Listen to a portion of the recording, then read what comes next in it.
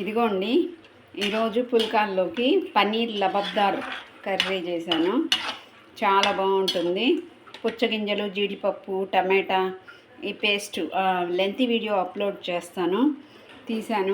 చేస్తాను చూడండి. టేస్టీగా ఉంది. చేసుకోండి అందరు తప్పకుండా.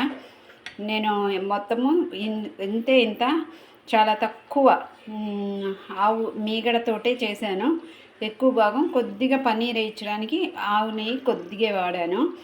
మిగతా భాగం మీగడతోనే చేశాను. అయినా చాలా టేస్ట్గా ఉంది. నేనేం బట్టర్ కూడా వాడలేదు. దీని ప్రాసెస్ మాత్రం లెంతీ వీడియో అప్లోడ్ చేస్తాను కదా, చూసి ప్రతి ఒక్కరూ చేసుకోండి. Healthy recipe, high protein recipe. ఈ విధంగా మనం పుల్కాల్లోకి ఇలాంటి కర్రీస్, హై ప్రోటీన్ కర్రీస్ తింటూ ఉంటే బ్యాలెన్స్డ్ డైట్ కిందకి లెక్క వస్తుంది.